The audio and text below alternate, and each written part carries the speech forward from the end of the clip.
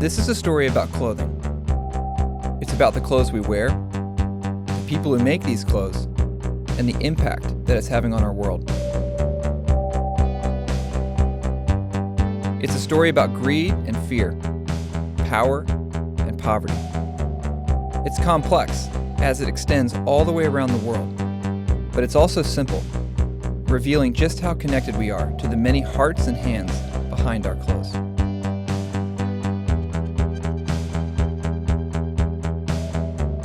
I came into this story with no background in fashion at all, beginning with nothing more than a few simple questions. What I've discovered has forever changed the way I think about the things I wear, and my hope is that it might just do the same for you.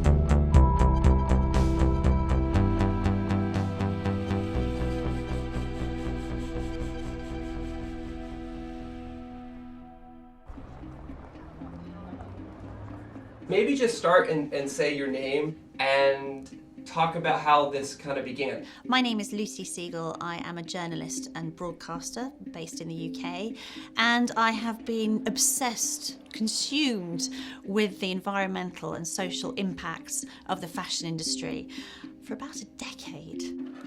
Well, I love everything about clothes, you know. I love the poetry, I love the fabric, I love the colors, I love the textures, I love the way that they make you feel. You know, they are our chosen skin. Well, I had the classic massive closet, clothes everywhere, bags constantly coming into my house, you know, every day, every other day with some other item in, and never had anything to wear. I could never put together a coherent outfit. We communicate who we are to a certain extent through clothing, and this is again throughout history.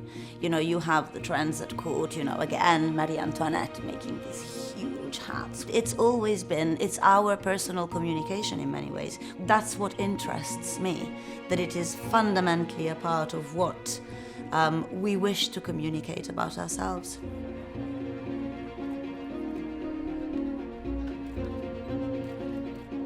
And we used to have a system, a fashion system, where people would go to the shows, so they would do spring, summer, autumn, winter, and those kind of ran like clockwork for very many years. Okay, rip that up, throw it out the window. That has absolutely nothing to do with the fashion industry today. It has been reinvented. The shift is moving ruthlessly towards a way of producing which only really looks after big business interest. Growing up, I never gave much thought to anything other than the price of the clothes that I bought, usually making choices based on the style or a good deal. Looking back, I learned that for a long time, most of our clothing was actually made right here in America. As recently as the 1960s, we were still making 95% of our clothes. Today, we only make about 3%. And the other 97% is outsourced to developing countries around the world.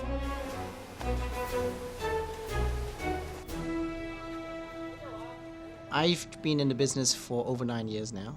In terms of scale, we got about 25,000 people just on garment manufacturing side. We produce 1 in 6 dress shirts sold in the US.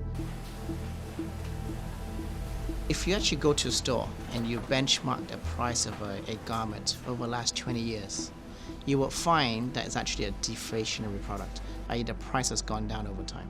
Now, has our cost gone down? Absolutely not, okay? The cost has gone up. The more production we've outsourced, the cheaper prices have become on the clothing we buy, making way for a whole new model known as fast fashion, almost overnight transforming the way clothing is bought and sold. The newest H&M store on Fifth Avenue in Manhattan is the company's largest ever and just one of many new stores it's planning around the country. It's all part of a high street revolution, fast fashion. Instead of 2 seasons a year, we practically have 52 seasons a year. So we have something new coming in every week. And fast fashion has created this so that it can essentially shift more product.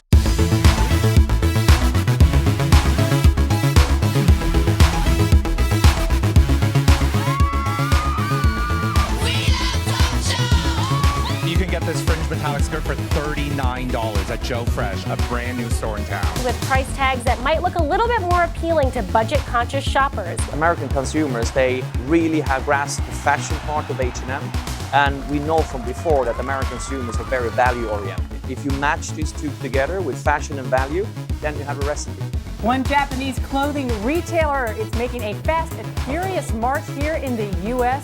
The price has dropped. The way of making that product has completely changed. And you have to ask yourself at some point, where does it end? The global marketplace is someplace where we export work to have happen in whatever conditions we want, and then the products come back to me cheap enough to throw away without thinking about it.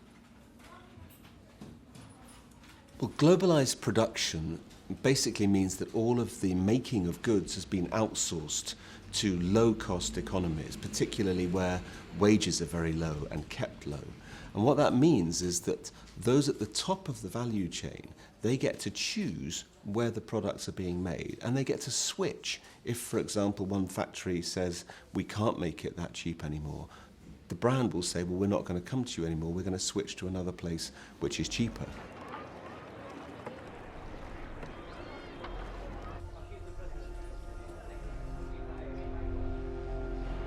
In the West, they are using everyday low price. So every day they're hampering me and I'm hampering my workers. This is how it is. They are competing, the stores are competing in there. When the stores are coming to us for an order and negotiating, they're telling, look, that particular store is selling this shirt with like $5, so I need it to sell it in the $4. So you better squeeze your price, so we are squeezing. Then other store is coming and selling, hey, they're selling it the $4, so the target price is 3. If you can meet the 3, you are getting business, otherwise you are not getting. Because we want that business so badly and we don't have other options, okay, every time we are trying to survive actually. Ultimately, something's going to give. Either the price of the product has to go up, or manufacturers have to shut down or cut corners to make it work.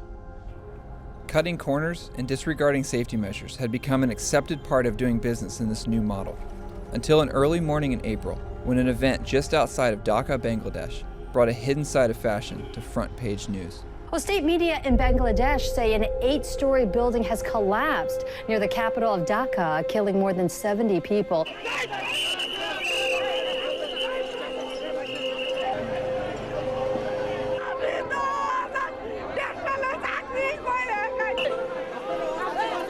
Rescue workers are racing against time, searching through the rubble, trying to find as many survivors as they can. Hundreds are dead. Hundreds more might still be buried alive after officials in Bangladesh say factory owners ignored an order to evacuate. Some 400 dead, hundreds still believed to be missing. Garment workers in Bangladesh paying the price for cheap clothing. A huge crowd has gathered near the building site, many of them family members looking for loved ones, and they say they can still hear people screaming from underneath the rubble, crying out for help. Many are simply losing hope. আমি যে জায়গায় ছিলাম আমি আবার সিঁড়ির সামনে চলে গেছি দৌড়ে আর অমনি পড়ে গেছি পড়ে যাওয়ার লগে লগে আমার দুই পায়ে চাপা পড়ছে এই সাইডে যে ওয়ালগুলো আছে না ওয়ালে চাপা পড়ছে ওই চাপা আর তো পাও আমি দেখতেছি কি টান দিয়েও কোনো অবস্থায় আনতে পারুম না তো আমি টানাটানি করি নাই এমনি এখন মাথার মধ্যে কত চিন্তা কত রকম মনে কথা আসতেছে কামতেও পারতেছি না আমি Anybody who like me, had written about problems in the supply chain, particularly for fast fashion, and tried to articulate how the risk was being carried by those who are most vulnerable and the worst paid. You tried to articulate that, but you could never have envisaged that there would be such a catastrophic illustration of what you were trying to say. And Rana Plaza, to me, was like some horror story. 2 weeks after the catastrophe, and the death toll now stands at a staggering 931, making it the worst garment industry disaster in history. I think one of the most profoundly impressing things about the Rana Plaza disaster was that news that the workers had already pointed out to the management the cracks in the building. They'd already pointed out that the building was structurally unsafe, and yet they'd been forced back in. Many survivors are asking how they could have been forced to return to work when management already was aware of the cracks in the building and workers' concerns on the very day of the collapse. A lot of clothes in American stores are made in Bangladesh by workers who earn about $2 a day. Last month there, a garment factory collapsed, killing more than 1,000. And a few months before that, a factory fire killed more than 100. And as bodies are still being pulled out of the rubble, another factory in Bangladesh caught fire early this morning, killing 8 more people. As story after story of clothing factory disasters kept filling the news, it was now the case that 3 of the 4 worst tragedies in the history of fashion had all happened in the last year. As the death toll rose, so did the profits generated. The year following the disaster at Rana Plaza was the industry's most profitable of all time. The global fashion industry is now an almost $3 trillion annual industry. Bangladesh is now the second largest apparel exporter after China. How? Well, unlike some of its competitors, Bangladeshi manufacturing remains dirt cheap, and unions have limited power. The country cornered the absolute bottom of the value chain. Those 1,000 poor girls lost their life because everybody didn't bother, didn't give damn shit, and they just wanted the cheap price and a good profit. It shouldn't be like that. Everybody should take the responsibility for those kids.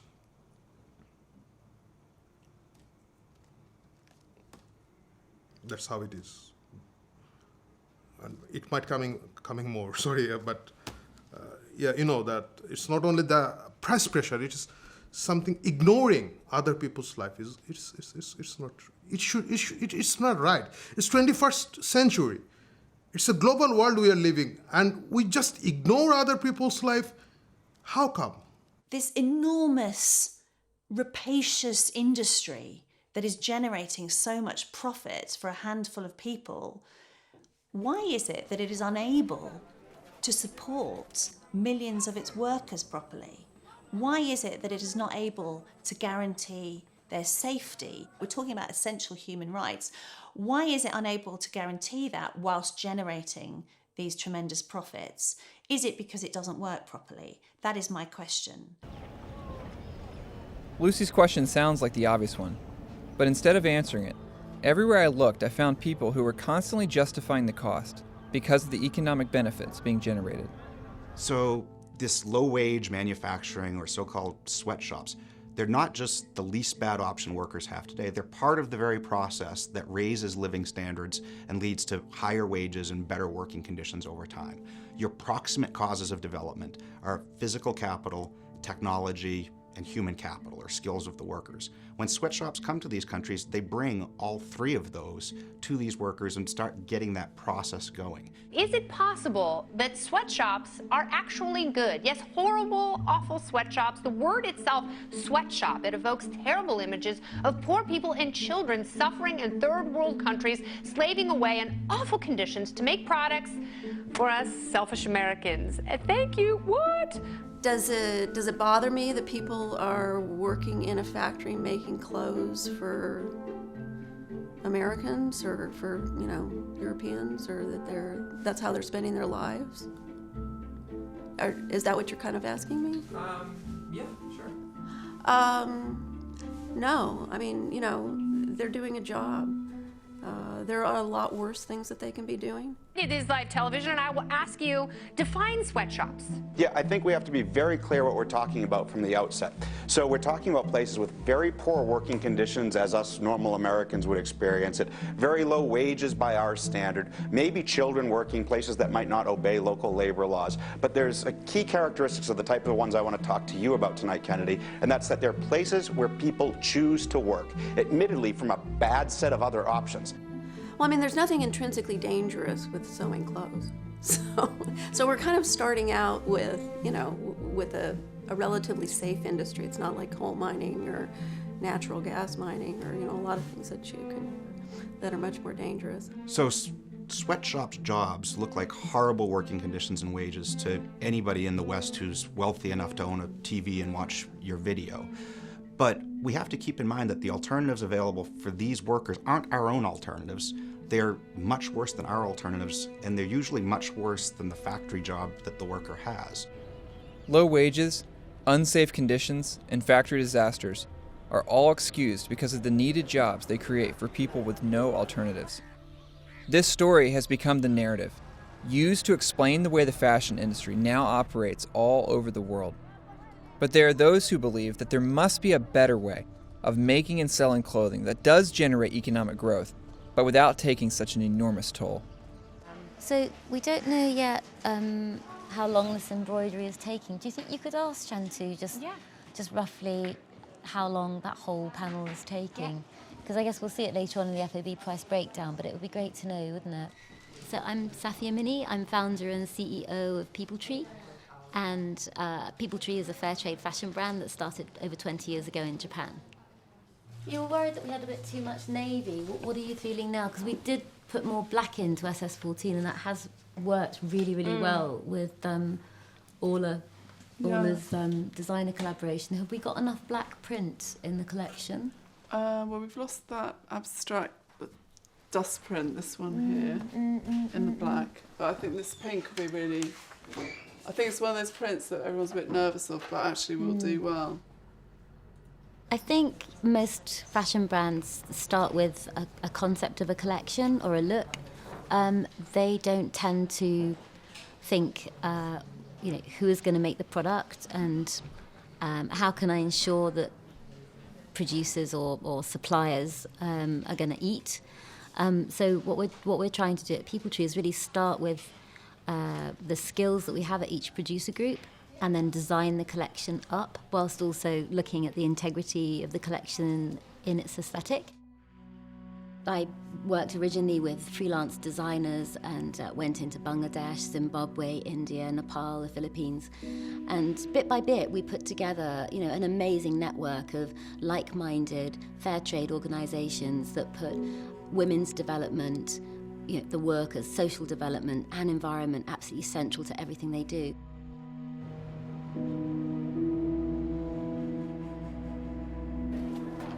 One, two, three. Happy World Fair Trade Day! Yay! そうですね。世界フェアトレードは今日、15年目になるんですけれども、そうですね。私たちやっぱりフェアトレードの運動として、60カ国以上、そうですね。本当に10会社からもう本当に60会社までいらっしゃるんですけれども、今日多分3000箇所以上いろんなイベント、ここでやってるイベントと同じようにファッションショーとか勉強会とかそういったイベントをあちこち世界中でやってるんです。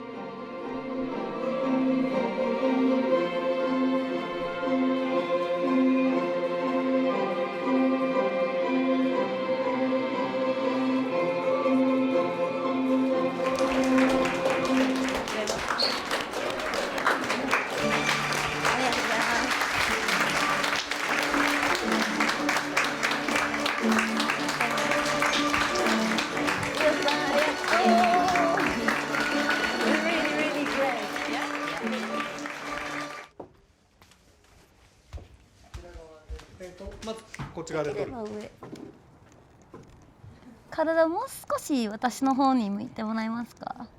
足ももっと。That's beautiful. Fair trade is a citizen's response to correcting the social injustice in an international trading system that is largely dysfunctional, where workers and farmers are not paid a living wage, and where the environment is not considered at all to make the products that we buy every day.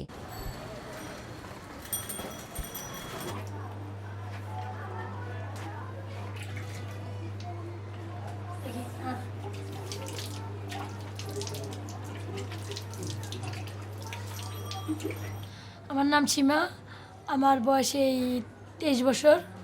আমি ঢাকা আসছি তখন আমার বয়স ছিল 12 বছর।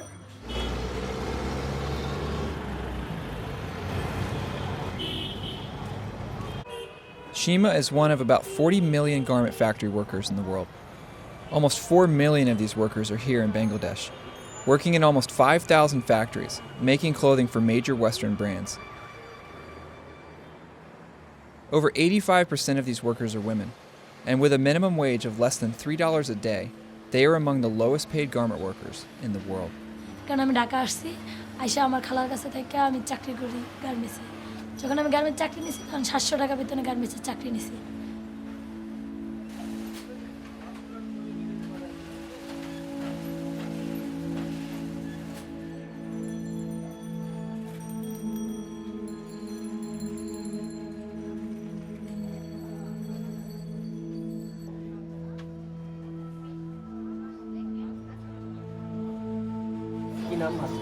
আমার মেয়ের Nadia Akter.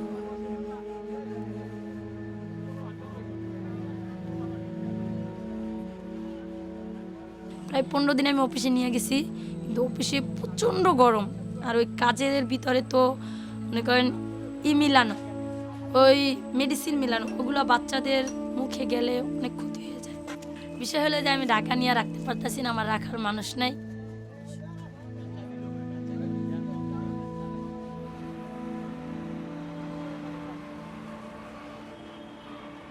The workers must not have any kind of distrust on their owners.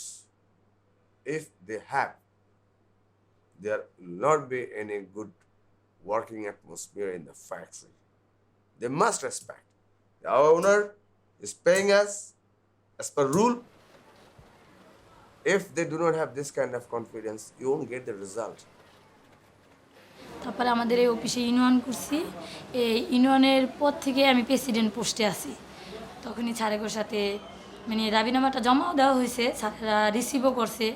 Receive করার পরে স্যারের সাথে একটু কথা কাটাকাটি হয়, কথা কাটাকাটিতে হওয়ার পরবর্তীতে তারা দরজা লক করে 30-40 জন স্টাফ এবং স্যারেরা মিলে আমাদের উপরে এরকম আক্রমণ করে, অনেক মারধর করে। এবং সাথে চেয়ার ছিল, তারপর মনে করেন যে ওই লাঠি ছিল, স্কেল মিস্কেল ছিল, সিজার মিজার ছিল, এগুলো দিয়ে। এবং বেশিরভাগই আমাদের অত্যাচার করছে, তারা শুধু লাথি মারছে, ঘুষি মারছে এবং ওয়ালের সাথে মাথা বাইরে এসে বেশিরভাগই বুকে এবং তলপেটে এদিকে আমাদের অনেক আঘাত করছে স্টাফরা মিলা। It's estimated that 1 in every 6 people alive in the world today work in some part of the global fashion industry, making it the most labor-dependent industry on Earth. Most of this work is done by people, like Shima, who have no voice in the larger supply chain. But to fully understand the impact that fashion is having on our world, we have to go back to where it all begins.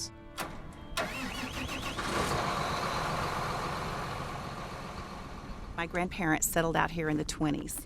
And so this is a part of my heritage. People ask why I'm an organic cotton farmer. It's because I don't know any better.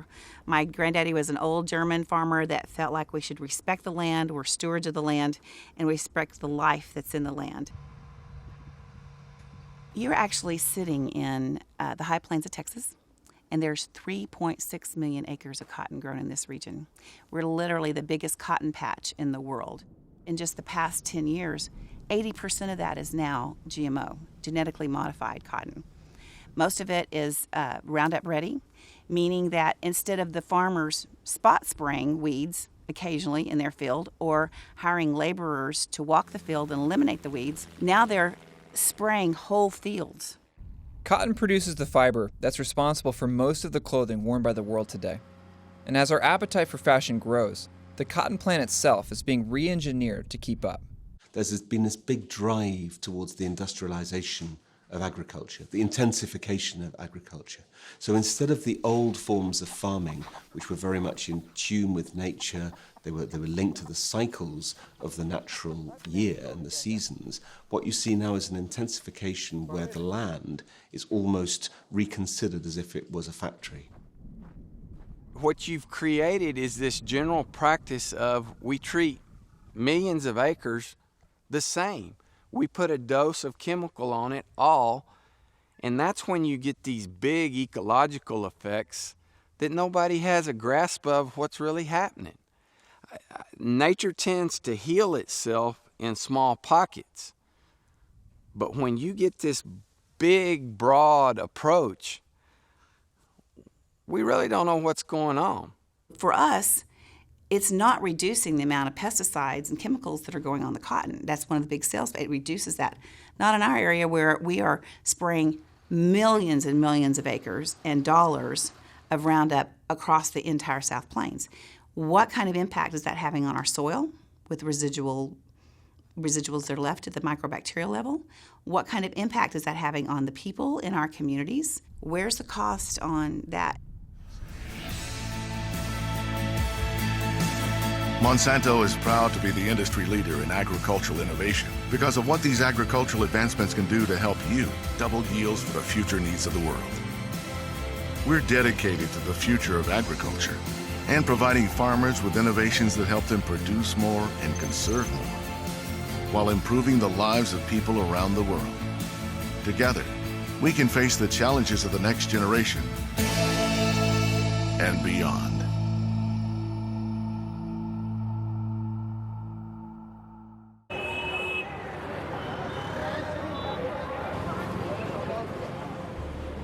After the wars, where all these redundant factories that made more chemicals, explosives, were lying around, the Western countries thought that it would be a good idea to market them to the third world. After all, the same industry that makes explosives makes nitrogen fertilizers. And they started to push nitrogen fertilizers from the 50s onwards, after we became independent. But the nitrogen fertilizers don't do very well with native crops. There's a problem of lodging. So the whole system then organized itself to redesign the plant in order to take on more chemicals. Bt cotton is a cotton in which a gene has been added from a bacteria to produce a toxin. But the Bt cotton, which is supposed to control a pest, has been offered because it's a way for companies to own the seed. By patenting these genetically modified plants, Monsanto has become the largest seed and chemical corporation in history. I wanted to speak with someone who had worked with the company, and I got word that a former managing director for India was willing to talk. One of my close friends who was in the research division working on these modified crops, he came to my hotel for a drink. We were sitting and having a drink, and after a few drinks he told me, "Hey Jack, we're going to change the type of business you're doing in India." I said, "What do you mean?" "We are going to get into seeds business. And we are going to make the seed business on all crops so that we have the monopoly on seeds. And every farmer has to come to us to buy seeds every time." That rang a bell in my mind. If a poor farmer is to go to Monsanto to buy seeds every time, and such expensive seeds, at that time there's no idea of Bt at all for me. Genetically modified seed was not in my mind. Even seed monopoly is something very bad. So farmers get into debt when they get the seed because of the high cost, 17,000% more. They get into deeper debt because it doesn't deliver on the promise of controlling pests, so they have to buy more pesticides. The tragedy with chemicals, whether it's fertilizers or pesticides, is that they are what has been called ecological narcotics. The more you use them, the more you need to use them. For a while, the yield of the single commodity climbs and then it starts to decline because you have contaminated the soil.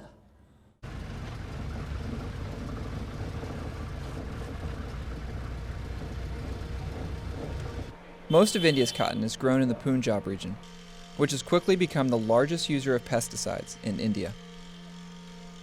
Dr. Pritpal Singh has been studying the effects of these chemicals on human health, and his reports show a dramatic rise in the number of birth defects, cancers, and mental illness here in the region.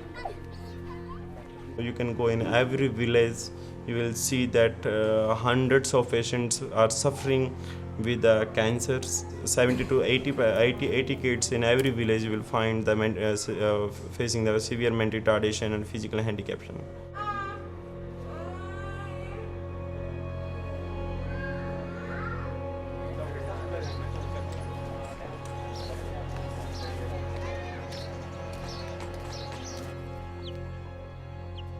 Companies, fertilizer, pesticides, they are totally refusing the after effect of the pesticide and fertilizer, and this is the you can say classical symptoms of the toxicity. In one village there is 60 mentally-retarded kids like this boy, so it will be very dangerous phenomena in the Punjab.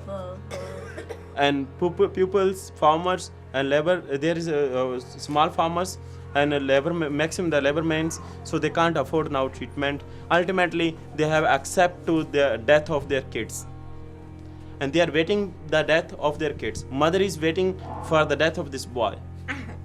Companies that make the GM seeds and make the chemicals are the same companies, and they're also the same companies that make the medicines which they are not patenting. So you get cancer, there are more profits. For them it's a win, win, win, win, win. As for nature and people, it's a lose, lose, lose, lose, lose. It's the day those agents of these companies come to the farmer and say, you owe me this much, you haven't paid back, now your land is my land. That day the farmer will go into his field, drink a bottle of pesticide and end his life. And every widow I've talked to said, and the neighbors came and said they first found my husband lying in the field. In the last 16 years, there have been more than 250,000 recorded farmer suicides in India. That's about one farmer every 30 minutes, and it's the largest recorded wave of suicides in history.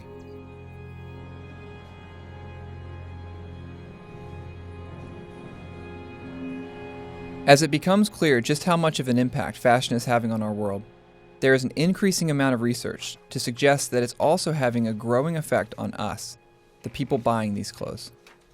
What we now know 20 years later and hundreds of studies later is that the more that people are focused on those materialistic values, the more that they say that money and image and status and possessions are important to them, the less happy they are. The more depressed they are, the more anxious they are.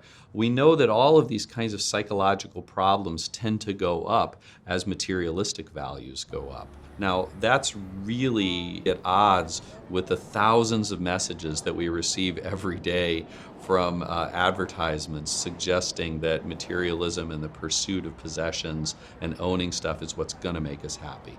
It's important to understand that advertising is a species or a category of propaganda.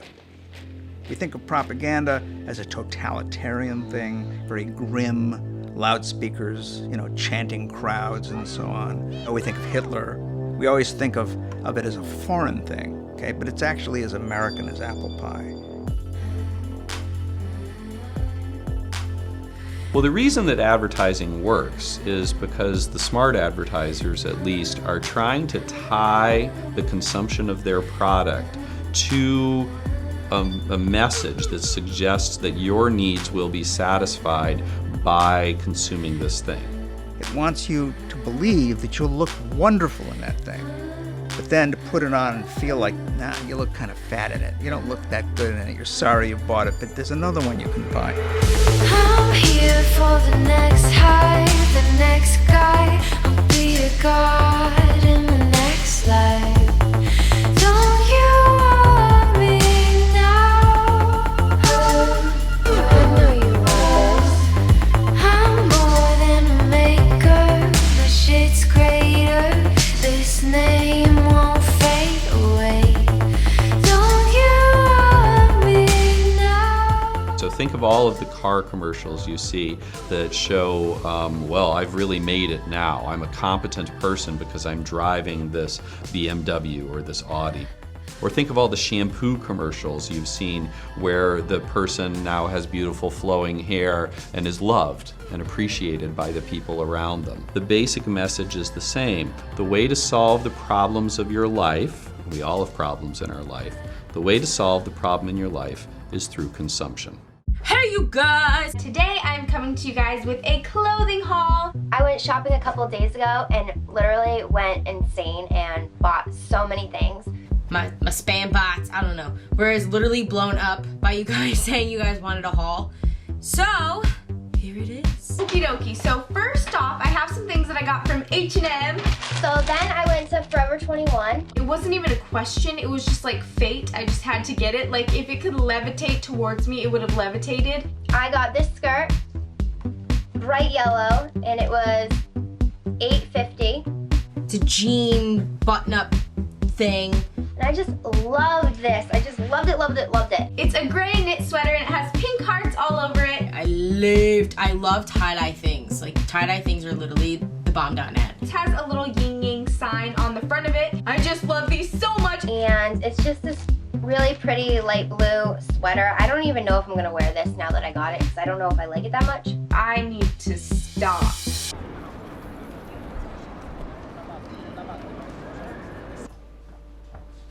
I try to understand better why people doesn't realize that they are becoming poorer and poorer, and I ask myself, okay, but what has changed instead of when I was young? And fashion is something that has dramatically changed. I was able to buy 1, 2 t-shirts, 4 t-shirts, for example, a year. Now, I mean, also my children, they used to buy every party, I mean, they buy a t-shirt. And so I understood that the fast fashion is something totally new. If you have noticed, the price has decreased in the last years, and it has followed the middle class disappearing. So all the things that people really need are very costly, like home, like study, like life insurance. On the other side, there is a sort of consolation part of their life.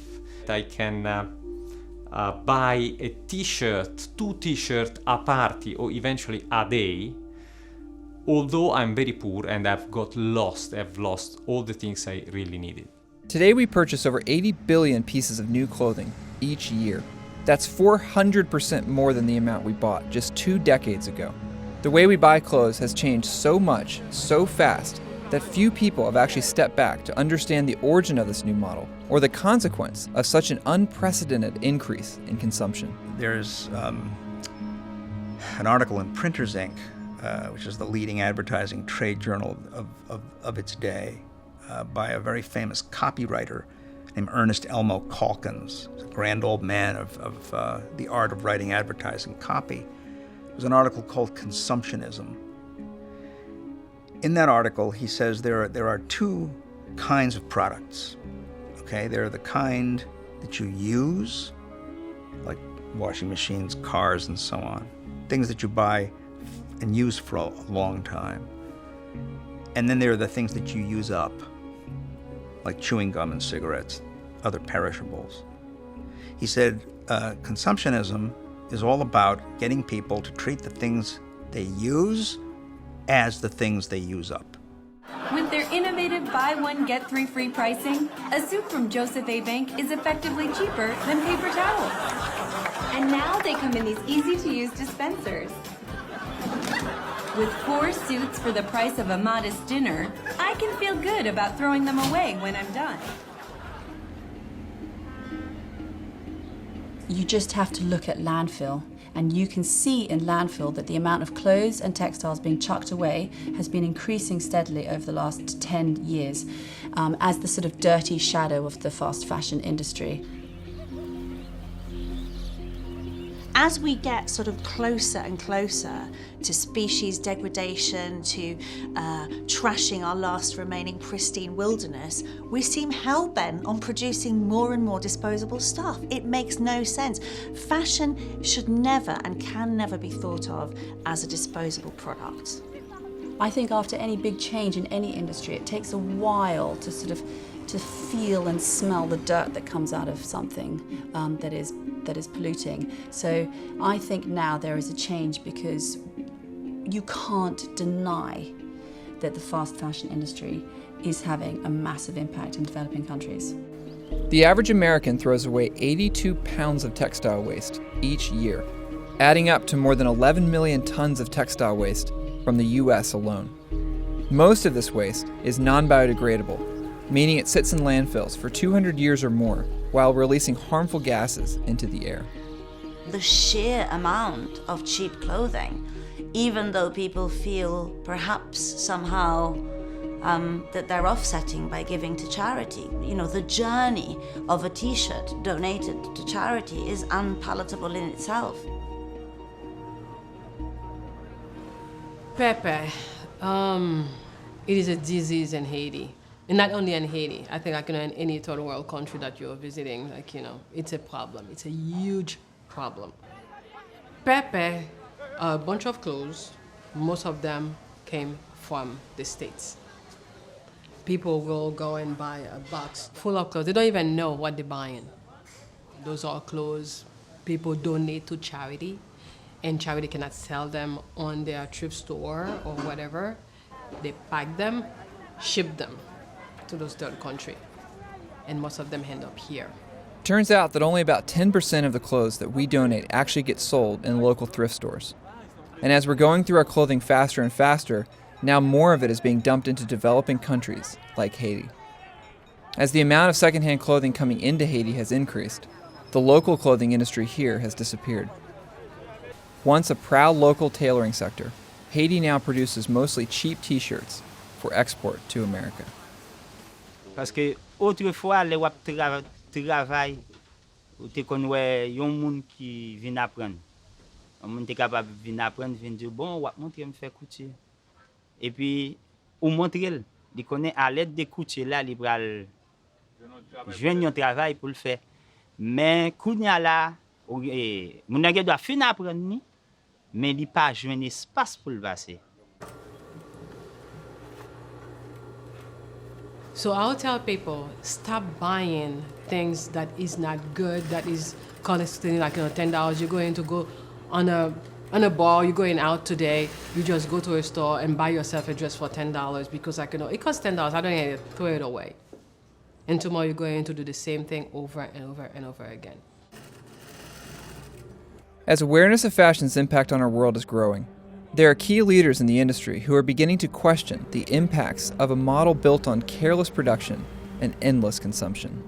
At Patagonia, we hate the word consumers. We've got to find a better word. We prefer customers, and we prefer also customers who recognize the impact of their consumption. They recognize that as consumers, they're part of the problem.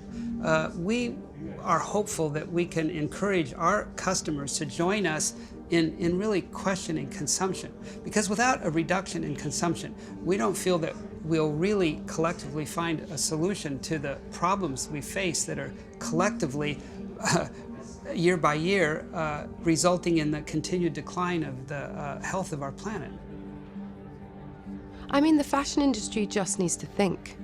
It needs to just stop and sort of look at how it's been working in a conventional way and just sort of question it, challenge it, and that's, for me as a designer, that's the most exciting thing that I do now. More exciting than saying, oh, I love this color this season, or this is the silhouette or the hemline. For me, a way bigger challenge and excitement is actually looking at my industry and saying, you know what, I'm gonna try and do it in a way that is not as harmful to the planet. Business through advertising has pulled society along into this belief that happiness is based on stuff, that true happiness can only be achieved with, an annual, seasonal, weekly, daily increase in the amount of stuff you bring into your life. That we want to encourage our customers to think twice about those assumptions, to understand where they came from, and through that understanding to know that we can all together, we can change how this is done. The customer has to know that they're in charge. Without them, we don't have jobs, you know, and that is really important. So you don't have to buy into it. If you don't like it, you don't have to buy into it. I love the embroidery, Shantu. The embroidery is really nice. Don't you think we should have the embroidery on both sides? I think we should definitely add the embroidery here as well. I think it looks a bit mean to have it just on the front, so let's have it on the sides too. It won't add much cost. It's not so dense, is it? What do you think? Swallows is a fair trade fashion business, but it's also a development society, so it helps more than 3,000 people in this village. I come here every 4 months. We call them production trips, and we're working with the producers, trying to find out, you know, what are the barriers to making a great product and to getting it to the market. And we're also doing fair trade capacity building, so looking at, you know, what are the obstacles to delivering more social benefit or improving, you know, the environmental protection in these areas. For me, this is about partnering. This is about finding creative solutions together with the team here, and really listening to what their problems are and finding a way that works together.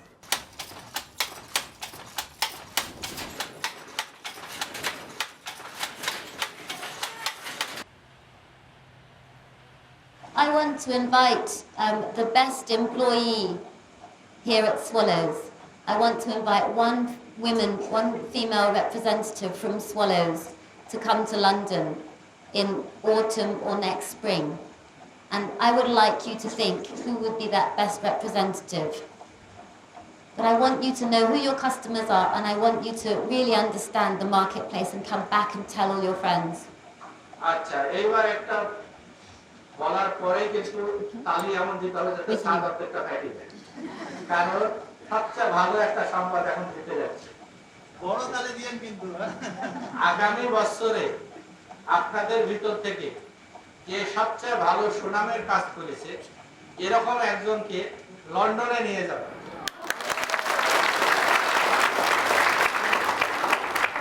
Either if she does it single thread, single stitch, then maybe she needs to do more densely, more concentrated. এটা কি এই gap আর এখানটা আছে এখানে কোন আচ্ছা এইটা করতে হবে এখানে কি সিঙ্গেল নেওয়া হয়েছে একবারই করে হয়েছে এই সিঙ্গেল দিয়ে দুইবার করে এখানে দেখাতে তো So if she continues for a bit, we're going to go up to the sample room now for SS15. Yeah. Can she come and show us the next one that she does? Yeah.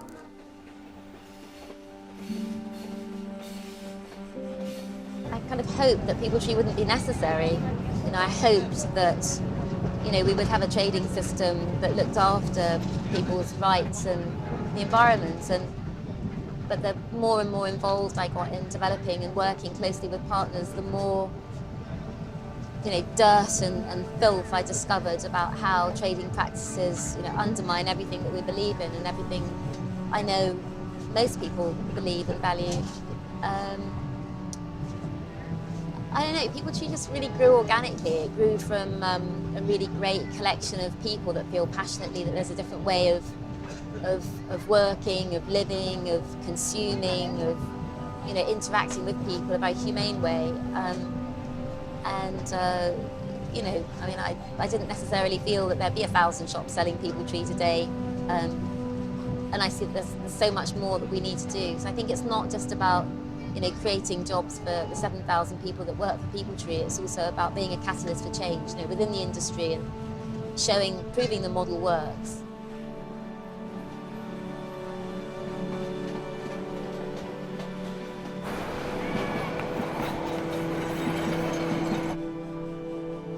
Yeah, when we went organic, I think there was only 2 or 3 of us at the time. And we formed the Texas Organic Cotton Marketing Cooperative.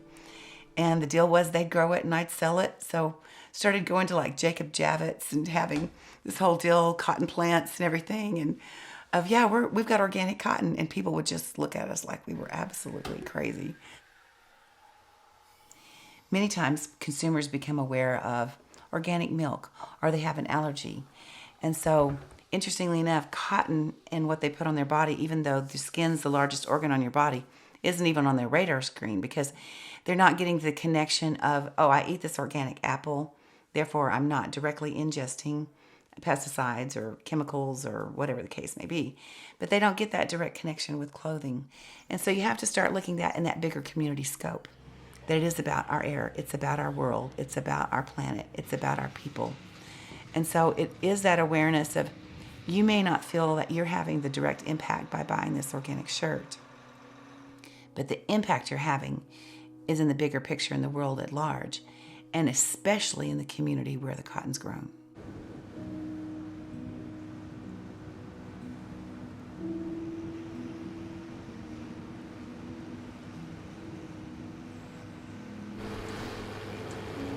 As the hard freeze comes, as organic farmers, we wait for that freeze because that literally defoliates, takes the leaves off the plant so that when we harvest, the bolls open that are mature and it leaves the cotton here, and you can see it kind of comes out in sections.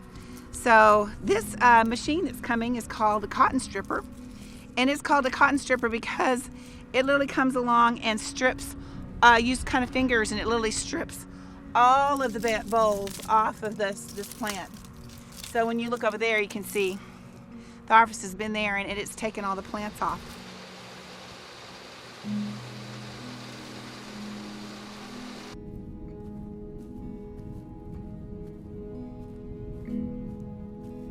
I think one of the problems that we have in the current model is it's all about the profit. And it doesn't take into consideration this cost at what cost? The cost of polluting the water, the cost of labor, the cost of bars on the window that people die when a fire breaks out in the factory, the cost of farmers that don't have access to education and health care. And so we haven't really factored in what the true cost is.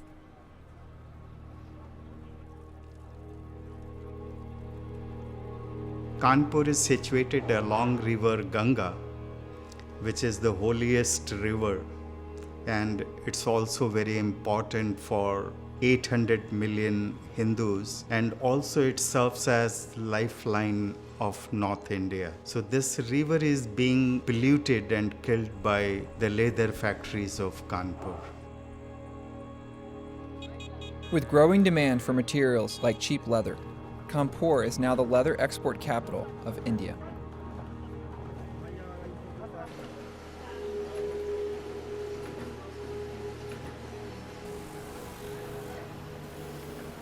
Every day here, more than 50 million liters of toxic wastewater pour out of the local tanneries.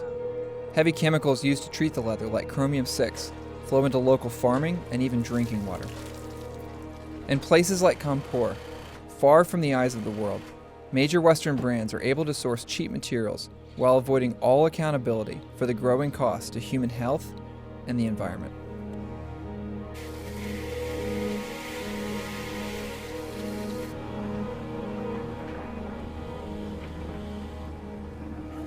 People in that area are in the tight grip of tannery pollution.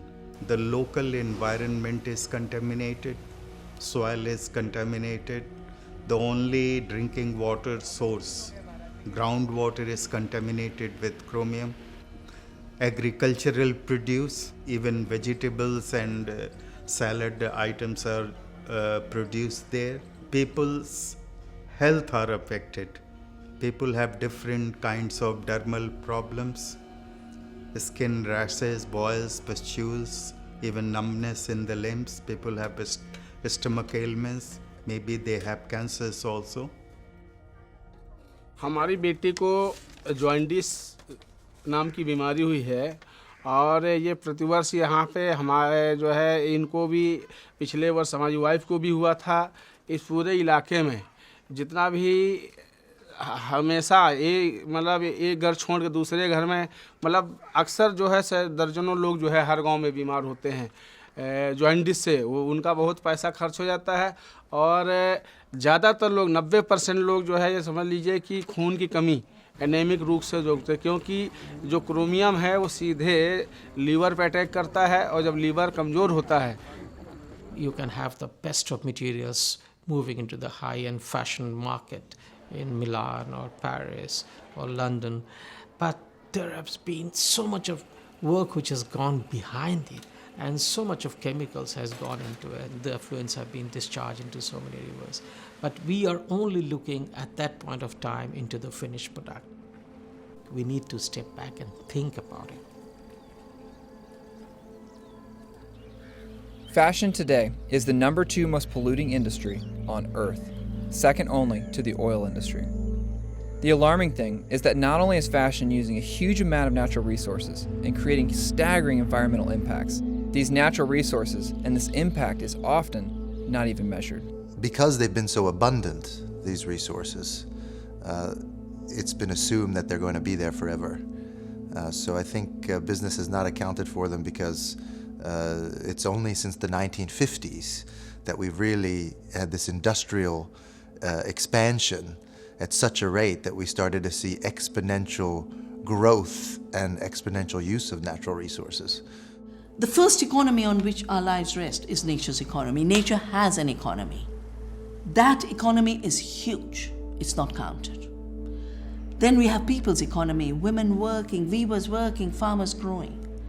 And that was made invisible through this construct, first in the Depression and then during the war years, of the number called the GDP, the gross domestic product, which measures only that which is traded and has become a commodity. A lot of the resources that we use to make our clothing are not accounted for in the cost of producing those clothes. So when it has water that's used to produce clothing, land that's used to grow the fiber, chemicals that are used to dye, those things all are inputs, and as inputs they cost something, and they also give outputs.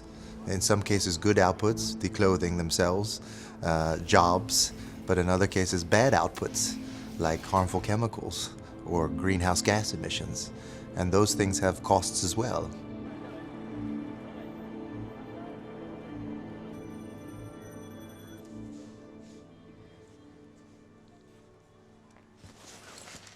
আমার ভালো শিশু মেয়েকে যে রেখে আসেন খারাপ লাগে না? অবশ্যই খারাপ লাগে, কিন্তু করার কিছু নাই। আমি চাকরি করি, রেখে আসতে হয়। আর দ্বিতীয় কথা, ঢাকা থাকলে আমার মেয়ে লেখাপড়া হয় না। যেমন এই 2 মাসে আমার মেয়ে একদিন বই নিয়ে বসে নাই, শুধু টিভি দেখে, কার্টুন দেখে, দেবের গান দেখে। কিন্তু দেশে থাকলে আমার মেয়ে এটা পারে না। সকালে মসজিদে যায়, দুপুরে আবার স্কুলে যায় 8টা বাজে, 12টা বাজে আসে, আবার 3টা বাজে কোচিংয়ে যায়। এখানে তো এটা হয় না।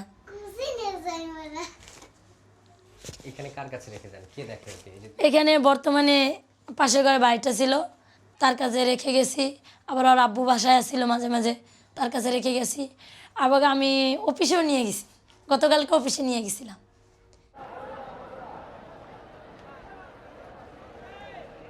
The same low wages that have made places like Bangladesh so attractive for brands to do business have left millions of workers here working incredibly long hours, unable to afford to keep their children with them, even in the city's worst slums. In order to give their children an education and the chance of a better future than life in the factories, many garment workers here, like Shima, are leaving their children to be raised by family or friends in villages outside the city, only getting to see them once or twice a year.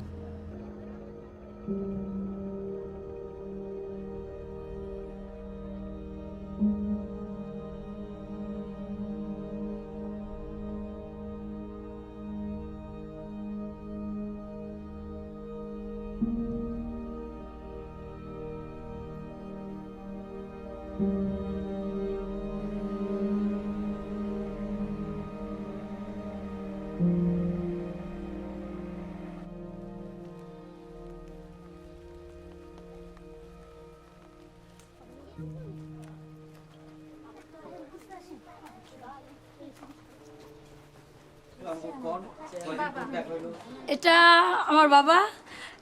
1 বছর পরে আমার বাবার সাথে আমার সাথে পরিচয় এবং দেখা। তাছাড়া হয়তো মোবাইলে একটু যোগাযোগ হয়, কিন্তু দেখতেও না। আজকে 1 বছর পরে দেখলাম। এটা আমার আম্মা। হ্যাঁ, 1 বছর পর আম্মার সাথে পরিচয়। মানে মোবাইলে কথা হয় আমার সাথে, তো দেখি না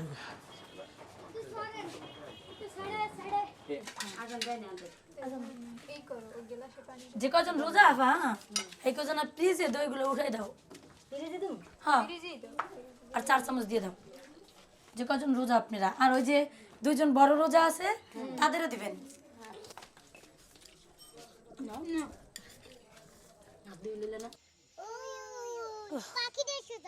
পাখিদের সুদা দেই না কোন জায়গায় এদিকে না না এদিকে আমাদের বাংলাদেশের শ্রমিক তো কষ্টের আর শেষ নাই যেমন আমরা এই যে সকালে উঠি রান্না করি অফিসে যাই সারা দিন পরিশ্রম করি এবং সারাদিন আমাদের পরিশ্রম দিয়েই আমরা ওটা তৈরি করি এবং ওটাই তারা বাইরে যখন যায় তখন তারা পড়ে কিন্তু আমরা যে কত কষ্ট করে এটা তৈরি করি কত কষ্ট করে আমরা এখানে এটা চাকরি করে এটা তৈরি করে বাংলাদেশে পারে এটা অবশ্যই তারা জানে না তারা শুধু পায় আর পরে কিন্তু এটা আমি মনে করি যে আমাদের রক্ত দিয়ে এটা তৈরি হয় যেহেতু দেখা যায় অনেক অনেক সময় দেখা যায় গার্মেন্টসে চাকরি করতে যায় অনেক মেয়েগো জীবনও যায় যেমন আমাদের এই কিছুদিন এক বছর আগে রানা প্লাজার ঘোষা পড়ছে আমাদের প্রচণ্ড শ্রমিক মারা গেছে তাই আমি মনে করি এটা আমাদের অনেক কষ্টের পরিশ্রম আমরা চাই না যে আমি চাই না যে বাইরের লোকেও এরকম আমাদের রক্তের জিনিস তারা ব্যবহার করে আমরা চাই যেন আমরা একটু গার্মেন্টসে উন্নত মালিক যেন আর একটু সতর্ক হয় যেমন রানা প্লাজার ঘোষা পড়ছে আমি চাই না যে রানা প্লাজারের মালিকের মতন আর অন্য মালিক এরকম রিস্ক নিয়ে এবং এরকম বিল্ডিংয়ে ওয়ার্কারদের নিয়ে কাজ করে এবং আরও এরকম শ্রমিক মারা যায় আরও অনেক মায়ের কোল খালি হয় আমি এটা কোনোদিনও চাই না আমি চাই আমাদের আর একটু মালিক সতর্ক হোক এটাই যেন আমাদের একটু দেখে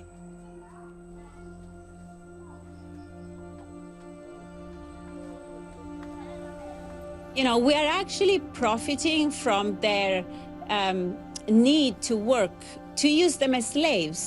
And I'm not saying that we don't, you know, we need to give them work, but they have to be treated with the same respect that we treat our children, our friends. They're not different from us. Livia Firth has been calling for major change in the fashion industry. She made headlines by starting something called the Green Carpet Challenge, urging celebrities and top designers to take part in more mindful forms of fashion. She runs a sustainability consulting firm called EcoAge and had just been invited to speak at a conference on the future of fashion. If fast fashion didn't exist, we wouldn't need to have a summit in Copenhagen to try and clean the mess of environmental destruction, social justice destruction, that it has been caused in the last 15 to 20 years of its existence. Fast fashion wants to produce fast, so the garment worker has to produce faster and cheap. So the garment worker is the only point of the supply chain where the margin are squeezed. And you have this huge, you know, companies going to the factory in Bangladesh, place an order for 1.5 million jeans for, you know, 30 cents each, 50 cents each. How can you make it ethical? I don't know. But also from the consumer point of view, is it really democratic to buy a t-shirt for $5, a pair of jeans for $20? Or are they taking us for a ride? Because they're making us believe that we are rich or wealthy because we can buy a lot. But in fact, they're making us poorer. And the only person who is becoming richer is the owner of the fast fashion brand. So that makes me a little bit angry.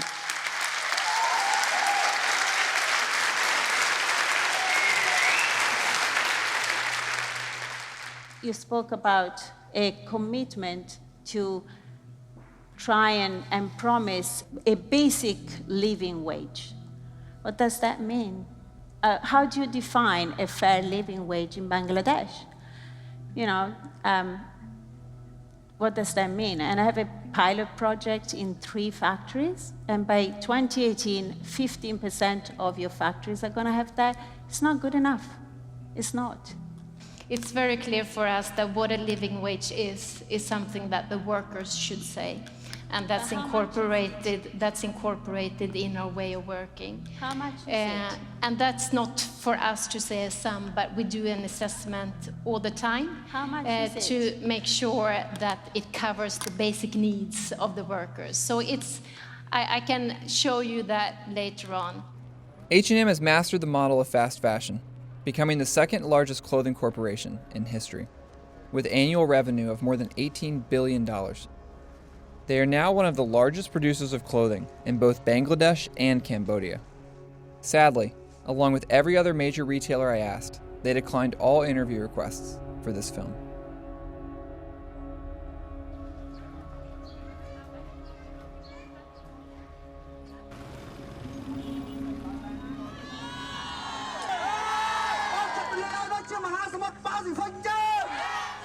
In Cambodia, garment workers have had enough, recently taking to the streets to demand a minimum wage increase in the country.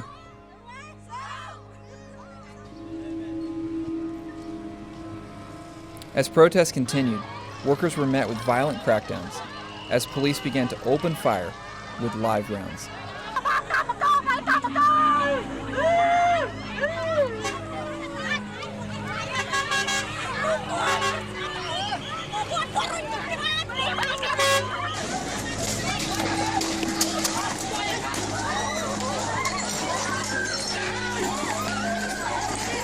A woman has been killed and several people injured in clashes between clothes factory workers and riot police in Cambodia.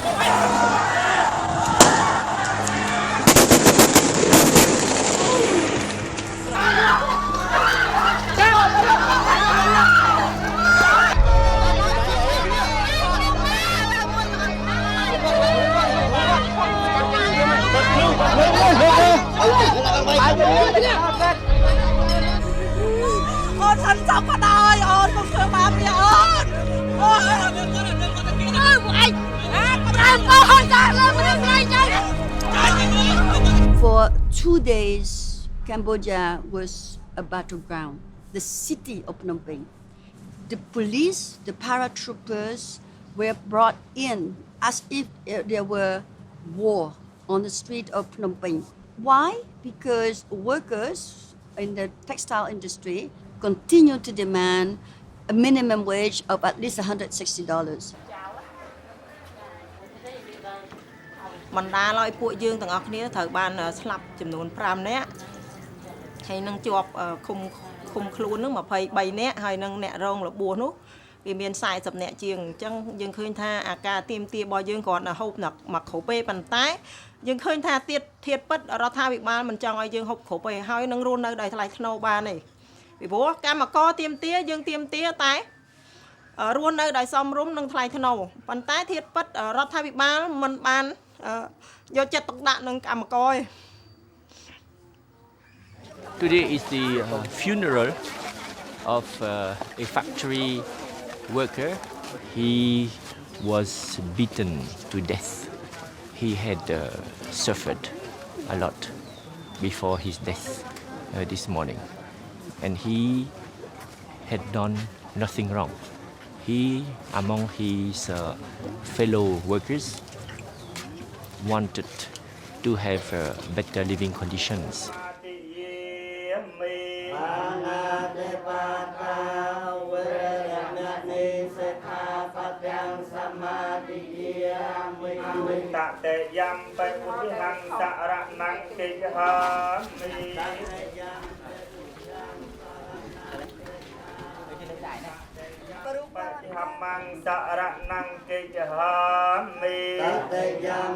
We will continue his fight so that all Cambodian workers will have decent living conditions. Thank you, sir.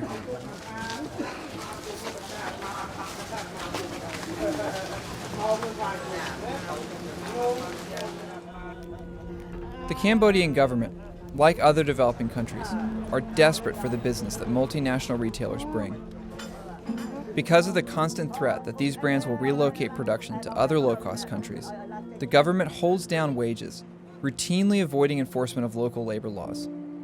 But because the major brands do not officially employ the workers, or own any of the factories they produce in, they are able to profit hugely, all while remaining free of responsibility for the effects of poverty wages, factory disasters, and the ongoing violent treatment of workers. The whole system begins to feel like a perfectly engineered nightmare for the workers trapped inside of it. You cannot fool us and exploit our human resources, exploit our workers. The workers will continue to rise up. I call on the international brands to put that struggle into dollars, into pounds, into euros. It translates into human capital. It translates into social responsibility of these big corporations. It translates into economic justice. When everything is concentrated on making profits for the big corporations, what you see is that human rights, the environment, workers' rights get lost altogether. You see that workers are increasingly exploited because the price of everything is pushed down and down and down just to satisfy this impulse to accumulate capital. And that's profoundly problematic because it leads to the mass impoverishment of hundreds of millions of people around the world. If you write to any of these companies, they'll send you their code of conduct, and it's beautiful, and it says, oh yes, we take responsibility for the conditions under which our product is made, you know, the product that you buy. All the factories where we produce, we require them to respect the minimum wage laws, you know, all of the laws of the country, to respect women, not to hire children, no forced labor, no excessive overtime hours, all that stuff. But when we submitted a bill in Congress a few years ago, or worked with people to do that, we called it the Decent Working Conditions and Fair Competition Act, the companies responded in one voice, oh no, that would be an impediment to free trade. We can't have rules. We can't have that. They want to keep it with voluntary codes of conduct. Now, they've fought for and they've won laws to protect their stuff and their interests. But, what about the workers? The workers are left with voluntary codes of conduct. And what we see in case after case after case is that those voluntary codes of conduct are not worth the paper that they're written on. We need to acknowledge, particularly in the fashion industry, that human capital is part of this miraculous formula. Without human capital, without cheap labour, cheap female labour, it would not be generating the profits that it is. That needs to be acknowledged, it needs to be dealt with, and those people need to be rewarded instead of exploited. Where is their piece of the pie? That's what we constantly have to ask ourselves. Are those buyers immoral, or do they just don't, or are they amoral? The system they're working for, and the system that allows companies to do this, is amoral. The individuals concerned are simply products of that system and having to drive it through to its logical conclusion. What we need to do is change the way those companies operate. Operating within a system that only measures profit, companies have little incentive to do anything other than to make this quarter better than the last, no matter what damage is caused along the way. As corporations that make up the global fashion industry, major brands as well as seed and chemical companies are growing today to reach unprecedented global size and power. This mandate for profit at all cost is beginning to stand in direct opposition to the values that we share.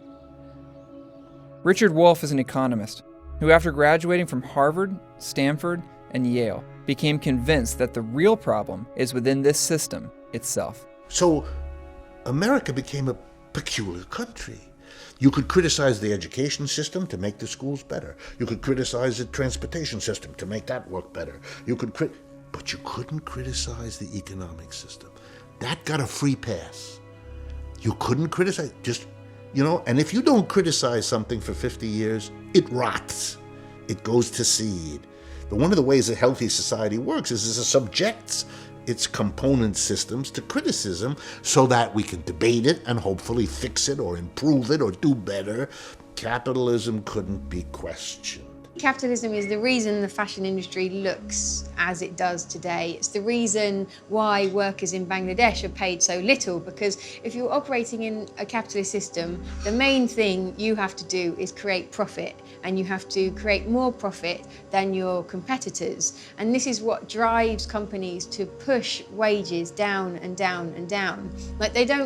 Like companies don't go, like fashion retailers don't go to places like Bangladesh for any other reason except they can get the cheapest labour possible. Like there's no collective rights in Bangladesh, there's no trade union rights, there's a very, very low minimum wage, there's no like maternity benefits, there's no pensions. That is why the fashion industry is in Bangladesh, because it can reap the biggest profits out of those people that are making the clothes for them. Before you can solve a problem, you have to admit you got one. And before we're going to fix an economic system that's working this way and producing such tensions and inequalities and strains on our community, we have to face the real scope of the problem we have, and that's with the system as a whole. And at the very least, we have to open up a national debate about it. And at the most, I think we have to think long and hard about alternative systems that might work better. For the environment, the great threat is that capital must continue to expand infinitely in order to survive. It can't have any limits on its expansion and its growth. The natural world clearly does have limits. There are very defined limits to how much the world can sustain in terms of production, in terms of trade, in terms of transport and distribution. And it's quite clear that we've already overstepped a lot of those limits, which is why you're seeing such stress in the natural world at the moment. The system we live in isn't one that most people want to live in. I think it's a system that makes most people very unhappy, and I don't think people want to live on a slowly dying planet or to be exploiting, their neighbours. So I think we need huge systemic change. If you don't change this system, you're leaving intact the decision-making of these enterprises, which means a small group of executives and shareholders are going to be working in the same system, subject to the same pattern of rewards and punishments, which will sooner or later make them reimpose there or elsewhere the very conditions you're fighting against. So stop this stuff about improving their conditions. Deal with the system, or else you're not serious. Our economic system is one of consumer capitalism. And that's why the government needs to have consumption at very high levels, and why, of course, the corporations do, and why at some level most people then buy into it. I can't tell you the number of people I talk to who say, well, but if we became less materialistic, our economy would tank.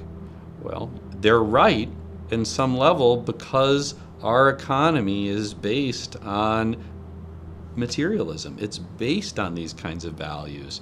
That's what it needs in order to survive. That's part of the fuel that it needs. The problem is that comes at a really high price. Black Friday's here. Can we go, please? Go, go, go, go, go. Shop, shop, shop, shop. Black Friday shopping mania is still playing out tonight at malls across America. In some places across this country tonight, it's as if someone announced we're in danger of running out of stuff, and those who need stuff had better go out and buy it now because it's going away forever.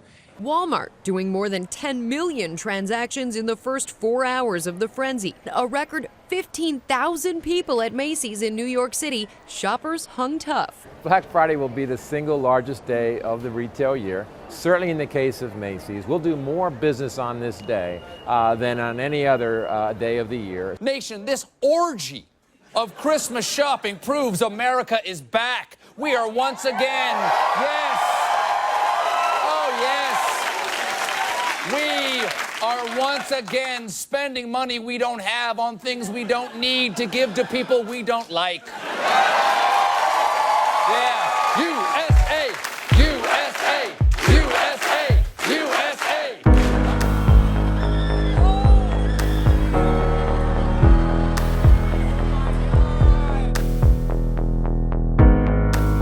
I've kept my grip so tight.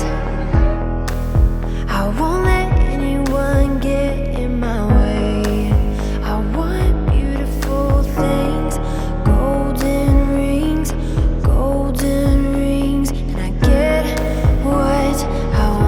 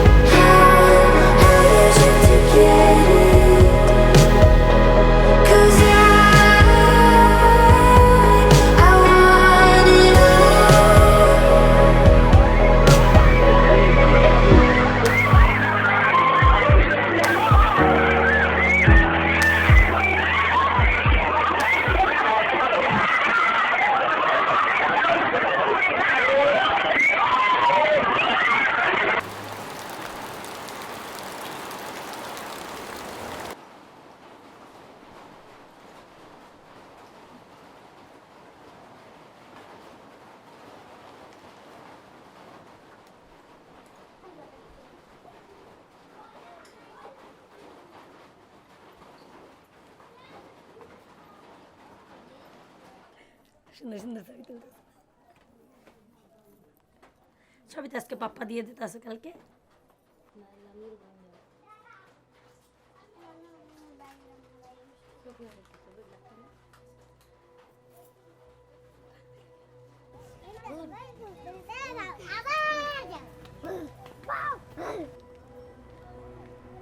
তার থেকে বেশি ভালোবাসা আমার মা আপারা মানে যারাই আছে ফ্যামিলিতে দেয় কিন্তু তারপরও একটা জিনিস ভাবে কষ্ট লাগে যে যে যত ভালোবাসা দিও মানে বাবা মার মতন ভালোবাসা তো কেউই দিতে পারে না ওই জিনিসটা ভাবে অনেক কষ্ট লাগে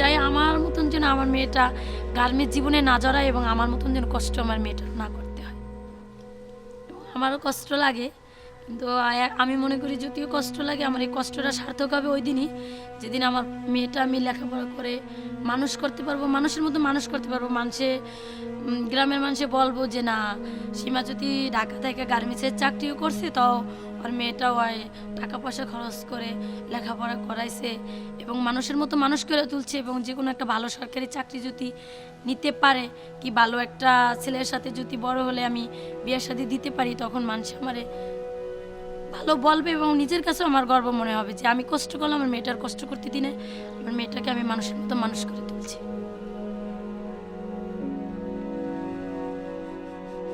I grew up on a farm, married a guy that grew up on a farm, and those of us living on the farm and live there, it needs to be safe for us too. And the new chemicals that were coming out and the intensity of the use was just continuing to increase. And then in 2005, Terry started having some loss of fine motor skills and this and that, and come to find out, he had a glioblastoma multiforme stage 4 brain tumor. And at the prime age of 47 years old. And he died at the age of 50.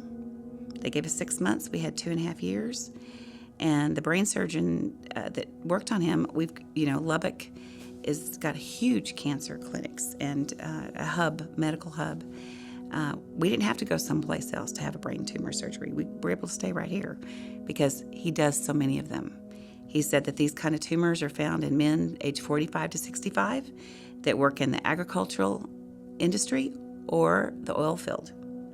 And so while I don't have a smoking gun and the blood tests that say the use of cotton chemicals and agricultural chemicals directly led to my husband's death, there's just too many linkages with his father's death. Growing up on a chemically intensive farm, we live in the middle of 3.6 million acres of cotton that use a lot of chemicals. And so at that point in time, organic was no longer important to me. It was imperative. It's imperative that we change agriculture. It's imperative, if we're talking about the long-term sustainability and well-being of our lives on this planet and our children's lives on the planet, that we have to change.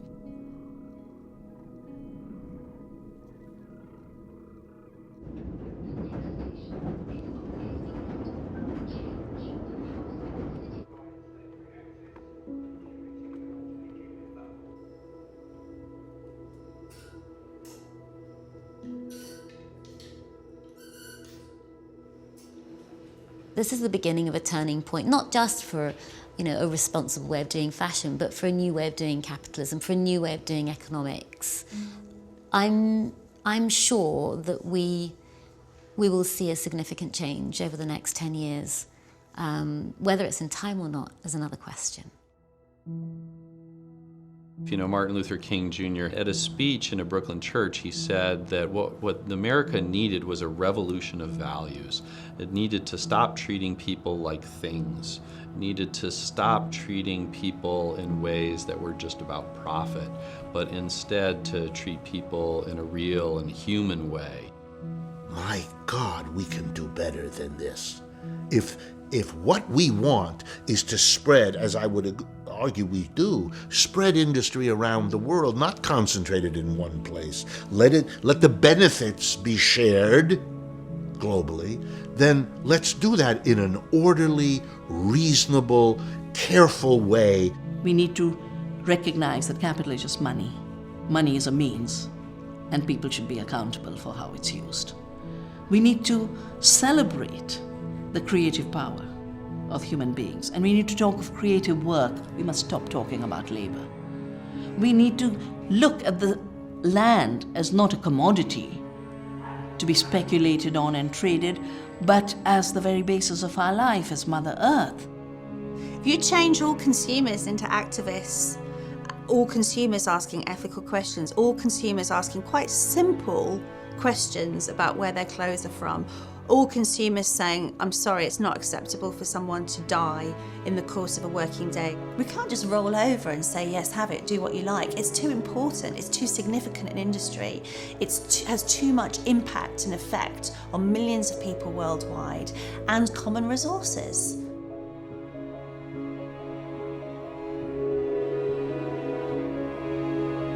Will we continue to search for happiness in the consumption of things? Will we be satisfied with a system that makes us feel rich while leaving our world so desperately poor? Will we continue to turn a blind eye to the lives of those behind our clothes? Or will this be a turning point, a new chapter in our story, when together we begin to make a real change, as we remember that everything we wear was touched by human hands? In the midst of all the challenges facing us today, for all the problems that feel bigger than us and beyond our control, maybe we could start here with clothing.